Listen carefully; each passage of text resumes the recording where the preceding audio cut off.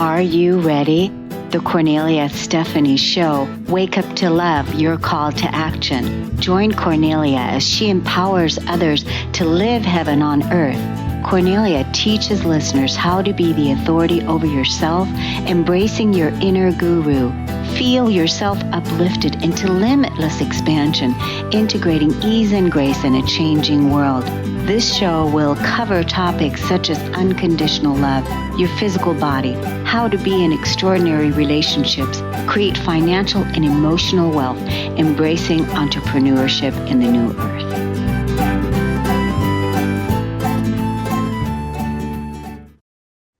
Hello, everyone. Welcome to the Cornelia Stephanie Show. It's an honor and a pleasure to be with you today. We have our stories of hope, and I have our first guest with us today, Stephanie Dunn. She's a passionate advocate for empowering women to embrace leadership in the complex journey of working motherhood. With her unique hopper to hunter framework and her claim to fame as the woman who gets life advice from t-shirts, she guides women from the passive state of hopefulness into the intentional, proactive mindset of the hunter. Her work inspires women to bridge the gap between professional success and authentic, intentional motherhood. This dual approach redefines what it means to lead in both personal and professional spaces, allowing women to thrive as they navigate their roles with purpose and resilience. Welcome to the show today, Stephanie. Thank you. And thank you so much for having me.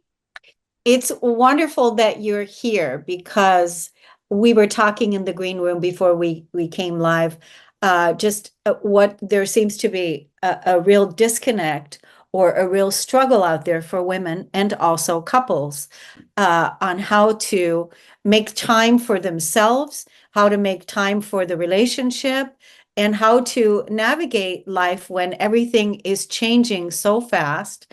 And then you've got careers going on, and how do you do it?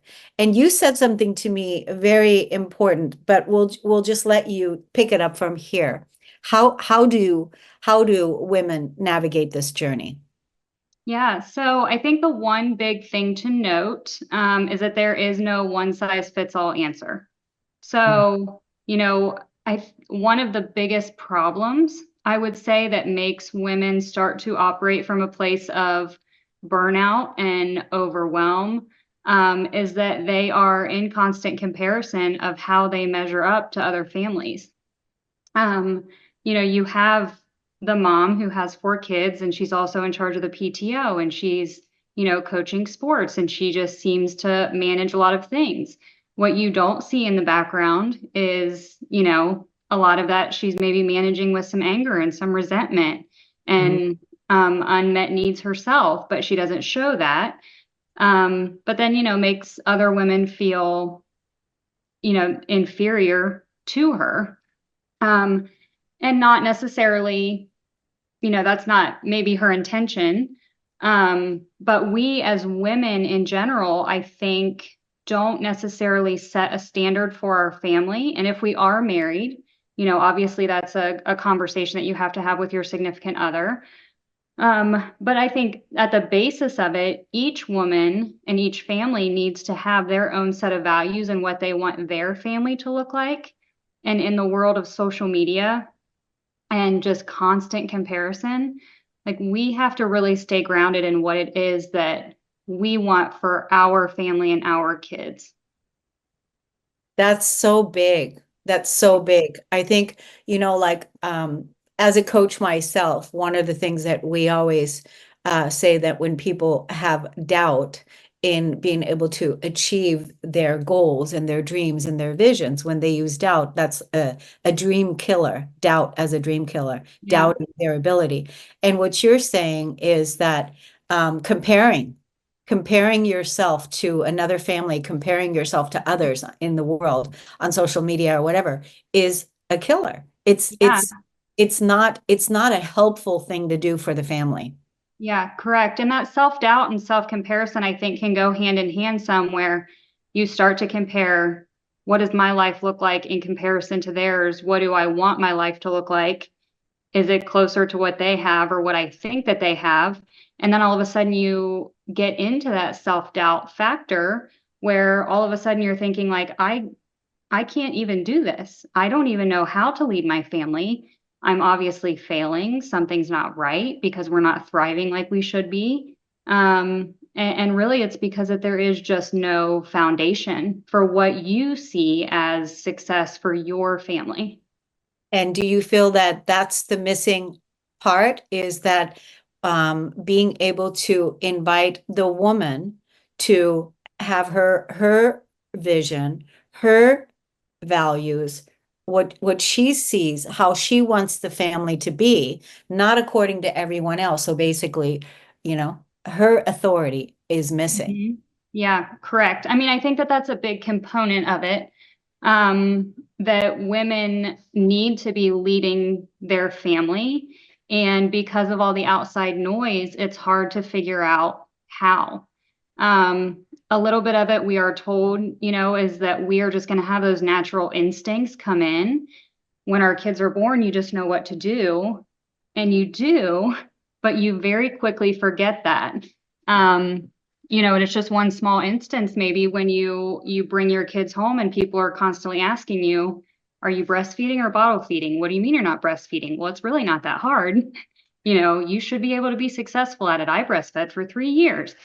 From the minute that your baby comes home from the hospital, or the minute that they're born, because women compare birth stories as if one person's birth story is more significant than another, or if your child was born a certain way, it makes you less of a mom. So the societal pressures that we're under from the second that we become mothers, they push you into a sense of comparison, making you feel less than, making you feel worthless, that you suddenly don't have the tools to lead your family like you thought you were supposed to, instinctually inherit. Yeah, so then now you're running around and you're not able to check all the boxes, and you feel that you can't keep up, and you feel that you're not thriving in the Right. unit, right? And then there is also your communication with your significant other. That Mhm. also needs to be both of you on the same page. You said it earlier. I think this is a big piece, and that is what are the values of the family, and are both the woman and the man on the same page about the values for the family?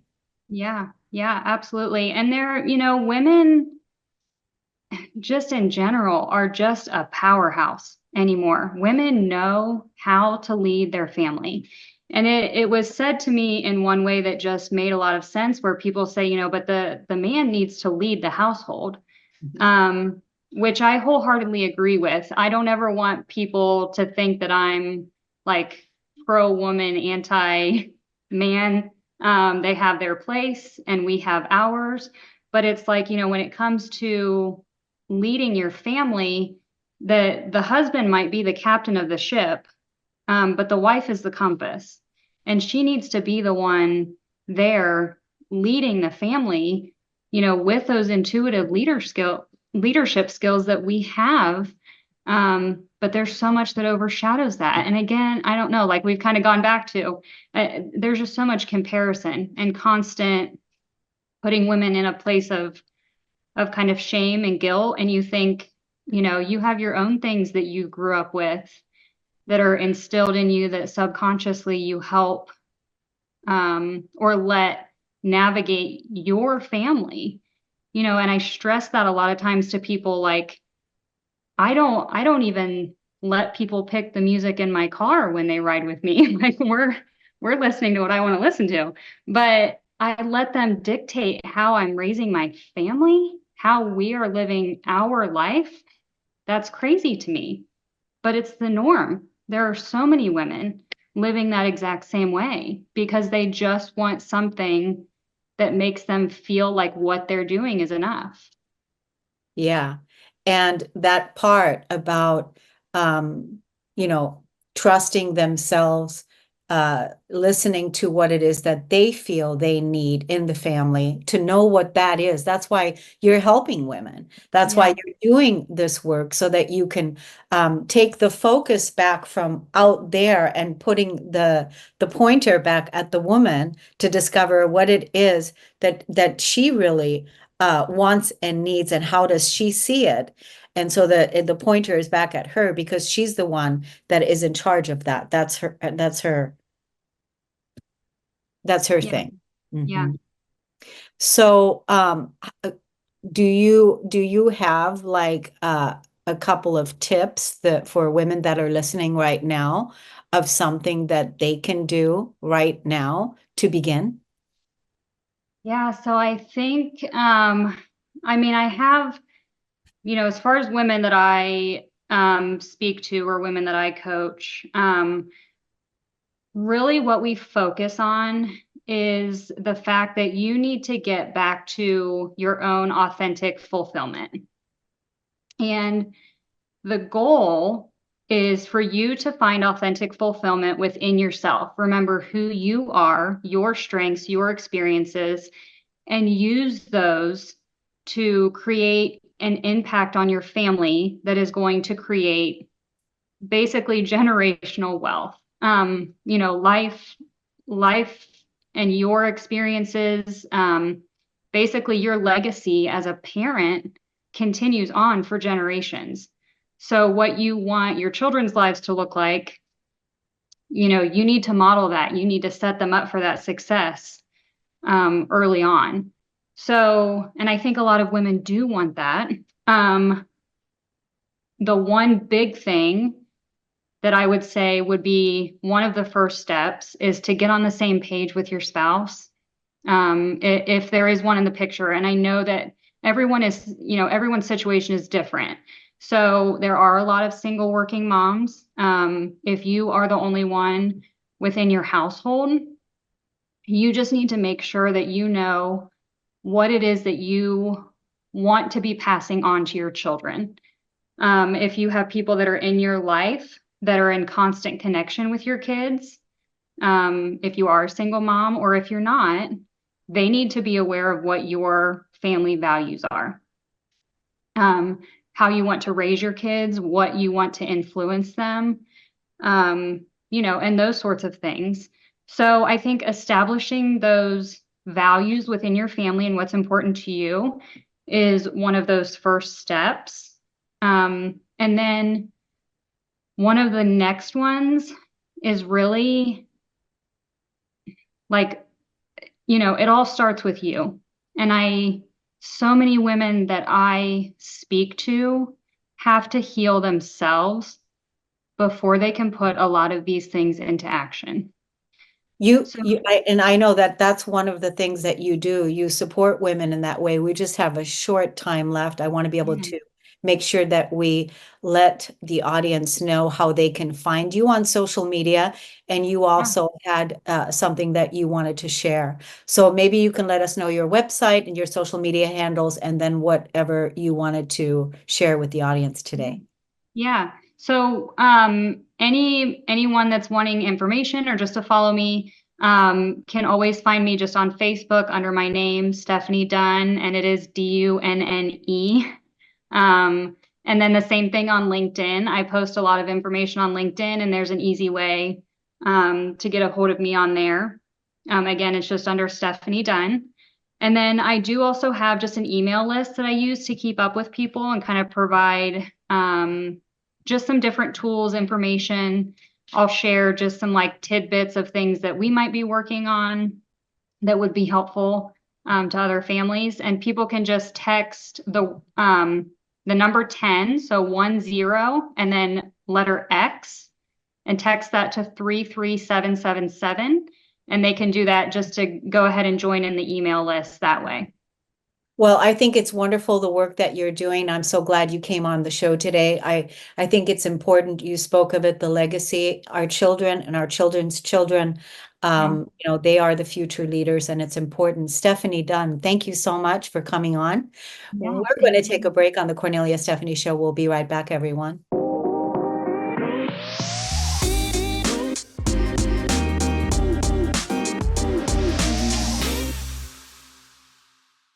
Welcome back to the Cornelia Stephanie Show, everyone. I'm so excited to introduce you to Kim McElroy. She's been drawn to horses since childhood, and as soon as she could hold a crayon, this manifested as her art. For more than 30 years, she has been known for her intuitive understanding of the sentient nature of horses and her ability to infuse her art with their spiritual energy. She distills this energy into expressions of horses, quintessential beingness in ways that transcend how they are traditionally defined.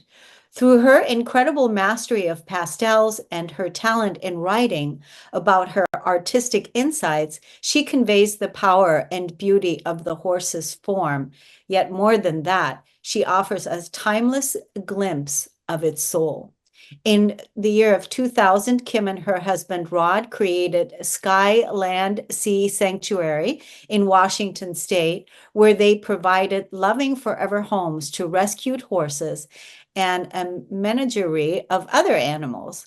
Now that their beloved horses have co-joined the council, their sanctuary is home to a resident herd of wild but well-fed deer and two capricious house cats.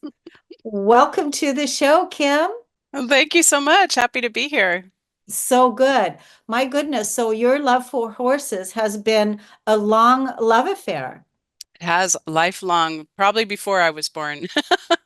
Yeah, you probably brought that in from another life, right? Exactly. Yes, many, I'm sure. So, and now you've also recently created an Oracle card deck. You are the Yes. creator of this beautiful deck that you sent me. Yes, co-creator. Uh-huh. Co-creator, right? And Yeah. gorgeous, these gorgeous cards. Thank you. There we go. Yeah, and beautiful, beautiful images of horses. And Yeah. it's got what is it, a 40-page book? Yes, Yeah. 40 cards and like I think it's 190 or something. Yeah, pages and 40 cards for the Oracle. Yeah. And Guidebook. what made you want to create that? This has been a lifelong dream, really, because I began learning when I started showing my artwork directly to the public. I always wanted to be an artist. That was also my lifelong love. Like they went hand in hand, but I didn't have horses. I just always dreamt of them as a child, and then my encounters with them were transformative. But it didn't have the horsey lifestyle, so I just held them in my heart, and then um, that coincided with my career unfolding as an artist, that horses came back into my consciousness through an encounter I had with some horses that just made me aware that there was more to them, that was really where my heart and soul understood who they were. And I wanted to start creating that. And when I started painting horses, then my art career opened up. So I've from a very early time when I started doing my paintings, I discovered that people would react to my art like there was a message for them or some kind of intuitive, it wasn't about whether they were a horse person or whether they rode horses, just something about the work would just evoke their emotions. And I wasn't a therapist, but I could tell that there was something more going on. And as I began learning throughout my life about the psyche and how we work through our emotions and life experiences, I began finding that horses were a catalyst for that. So, and my art was like the surrogate almost of the horse encounter, giving someone an encounter of being with the horse. They'd stand in front of the art, and it was like they were standing with a real horse. And that experience has just been really the what started my whole journey with horses and healing in my art. Wow, that's so beautiful. I love how that just naturally all unfolded and you're expressing your art, you're in tune with the horses, and now you're sharing all of those beautiful gifts with people that really want to take it on a deeper level. It's like a spiritual journey with the oracle cards and there's what do you see the horse? What is the horse on a spiritual level? What is the meaning of the horse? Yeah, the horse, excuse me, the horse to me is they're a powerful species that has co-created with us long before we came, we're emerging onto the planet, and they seem to be, holding our best and truest selves. They help us access our authenticity and to not get into just the illusion of being on the planet and all the ego-centered ways in which we get caught in relationship or lifestyle or our dynamics with our culture, and they help us tap into our true selves as a soul and then bring that forth in our lives rather than just getting distracted by being a human. Yeah, I love the way that you put that. I've often felt that whenever the horse presents is that it has to do with our personal power, Hmm. right? That's the mirror that the horse is showing us that we have personal power. And if we don't feel that we have personal power in that moment at that time is to work with the horse energy to reclaim that personal power. Yeah, and a lot of people relate the horse if they're not whether or not they have experiences with horses, or have a relationship with a horse. There's this interesting push-pull with horses where most people think of them as, dynamic and free, and they are all those things, but they're also very introspective and intuitive, and like you said, they are a mirror. And people take it personally when they're with horses, like, well, he didn't, look directly at me, or he didn't come over to me or touch me, and there's a whole different relationship with the horse that goes on energetically that most people are not aware of. How we are in our physical and emotional and spiritual body ripples out and affects them, and they decide whether or not they're willing to engage with that, and their reflective body language and how they interact with that is all like a biofeedback ripple effect, and they show us a reflection of what we're going through, especially in any kind of a therapeutic session when you're actually engaging with the horse in that setting. But every horse has that ability because they are such a social creature. They have such harmony in their herd, and ideally, in a natural herd, especially a wild horse herd, but even in domestic surroundings. So it's really interesting when you get to thinking about horses as mirrors. That's a perfect term. Awesome. I didn't even think about that. That just came out. Yeah. I wasn't even thinking, it just You're came tapping out. into the consciousness. Yeah, absolutely. Absolutely. I love that. What do you want to share with the audience today to start working with horses, or if they already are working with horses, do you offer personal session work? What is it that you're doing now on your sanctuary as well?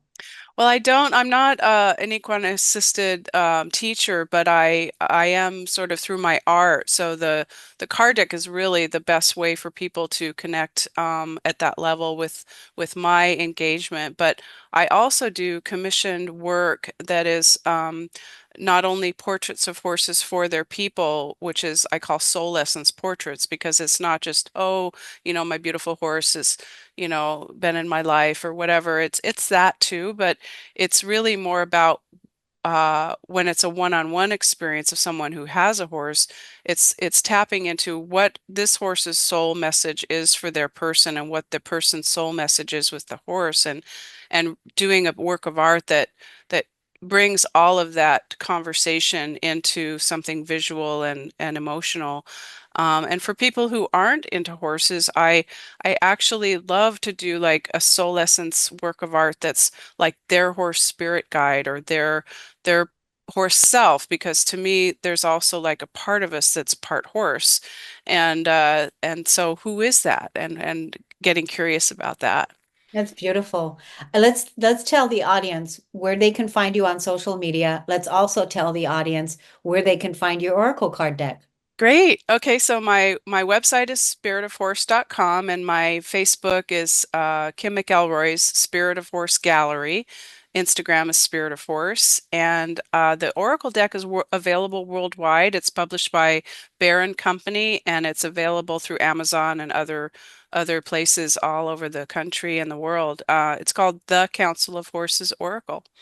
Yeah, that's so beautiful. I know that in a few weeks, you and I are going to be meeting again for another longer podcast where I'm looking forward to tell you about a dream that I had a few months back with horses. Wow, And that's awesome. I'm looking forward. And I'm looking forward to learning more about you and talking more about horses and how horses can help us heal. And Absolutely. so, and right now, I know that we all could use some healing for sure. Yeah. Absolutely. Thank you so much. Thank you, Kim. Thank you, everybody, for listening. We're going to take a break on the Cornelia Stephanie Show. We'll be right back.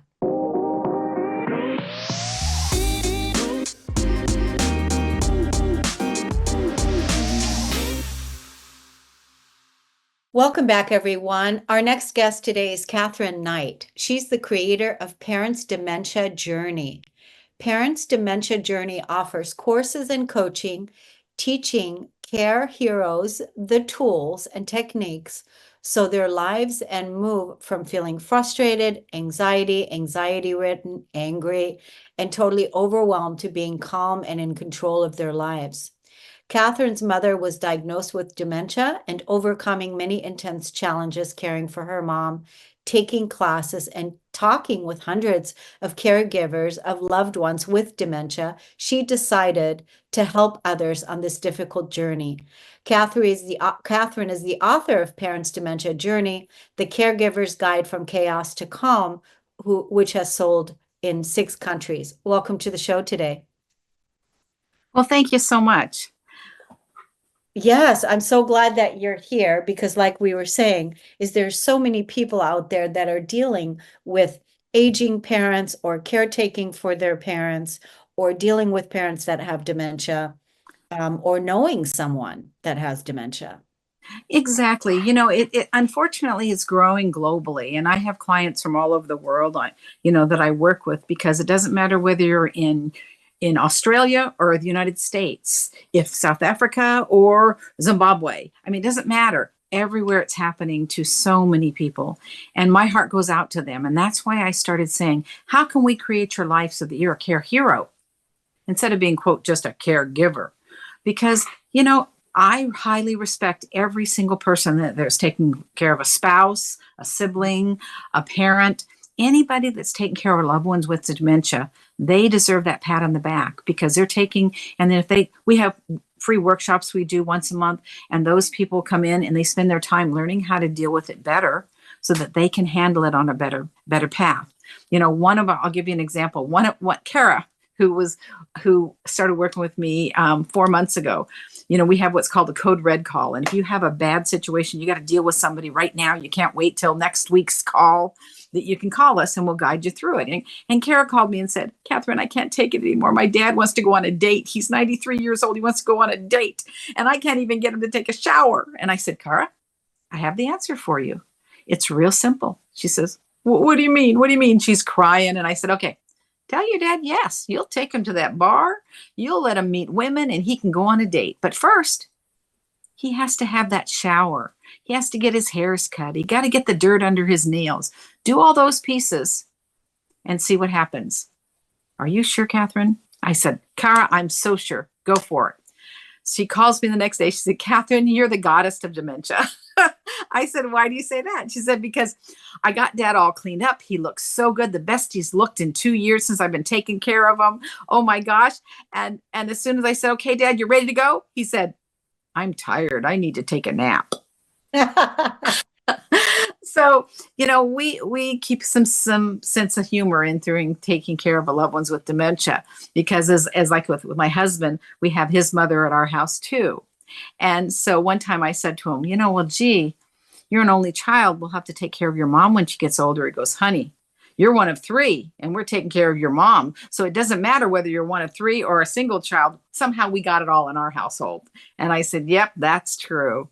So we keep a good sense of humor with it. He helps a lot. It takes a village to raise someone with dementia. It absolutely takes a village. One person cannot do it alone. And that's one of the things that we stress with our care heroes is they get a support group going, whether it's with like an Alzheimer's association, a local community, because after a while they wear out their friends when they're talking about the difficulties they have taking care of the loved ones with dementia. You need someone who understands it.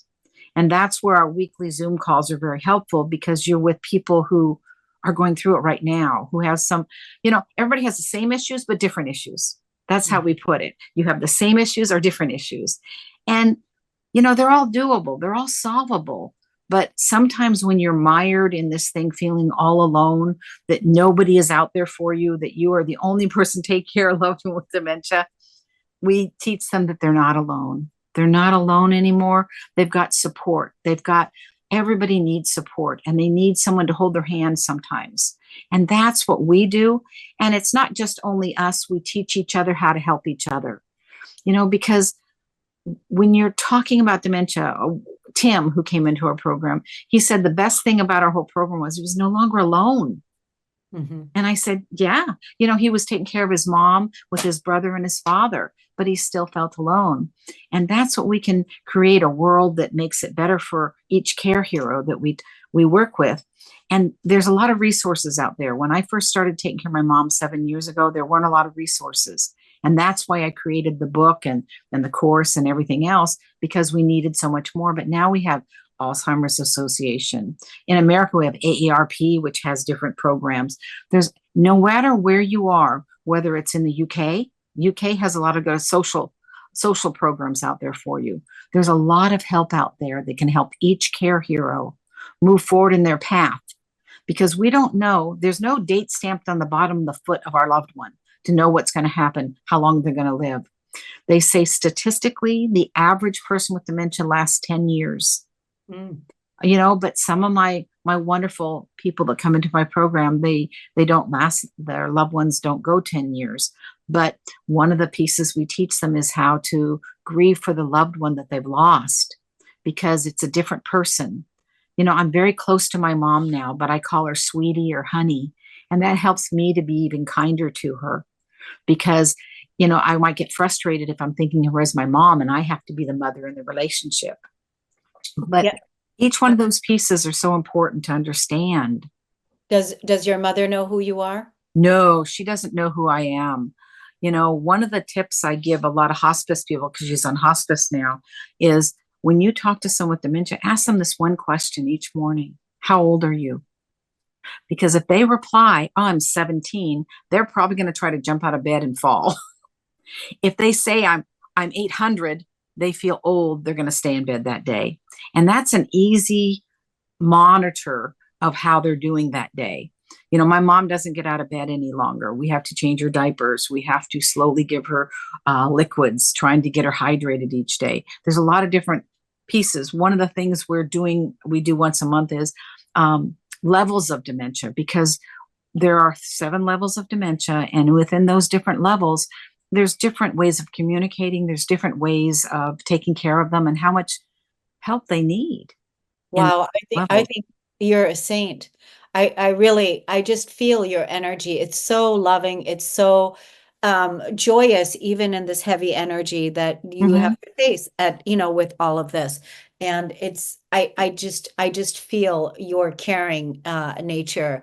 And I'm so glad that you're out there doing this work, because you have learned a lot of things through this journey with your mother, and then with all the countless people that you've helped.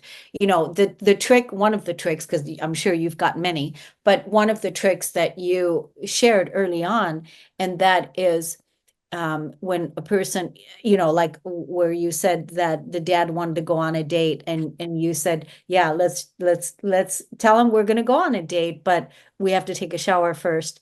And because that's all part of the trick that we have to do, is right. That's part of, it's a strategy that we can use to support the person and not feel limited, right? In that way. Correct. And, with ladies, we can say, okay, you want to go to a spa day? There's a lot of different things we can do. Hygiene seems to be the biggest struggle that most of our care heroes have, is the hygiene piece. because our loved ones will say, oh, I had one today. Oh, I had one yesterday. Oh, I don't need one. I'm really clean. All these different pieces. And you, as someone without dementia, you look at it. And as my husband says, if you try to figure out how their mind works, you're going to go insane yourself. Yeah. Yeah. Because I want, yeah. I want to let the audience know how they can look you up on social media and learn more about your courses and your work and where they can find you. Yeah, they can find me online. I have a website called, guess what? Parents Dementia Journey. The book is on Amazon, Parents Dementia Journey. And then if they want to email me, they can go to info, I-N-F-O, at Parents Dementia Journey. And I'm happy to answer any questions. Absolutely. If you are a care hero taking care of a loved one with dementia and you're struggling with anything, we are willing to help you any way we can and let you know when we have some free workshops out there too. We do have a 6-month program that we're very proud of that has a self-paced program that they can do at their own pace. And that's what we're proud of, is that we know that care heroes can't do something every Tuesday at 8:00. It needs to be flexible. It needs to be so that they can work it when they want. If they're up at 3:00 in the morning, if they want to watch something, they can. And that's really helpful. I learned a lot of that myself. I cannot plan much of anything unless I make sure that I have everything covered. I take care of myself. One of the biggest things I did recently was fly out to Philadelphia and pick up a puppy. That was for me. And I got Callie Girl, who is a beautiful yellow lab who is just bringing joy into the household. And, I do things like that. And I encourage my care heroes to make a list of things that make them happy. Little things. 5 minutes might be a Kindle. 10 minutes might be a walk around the block.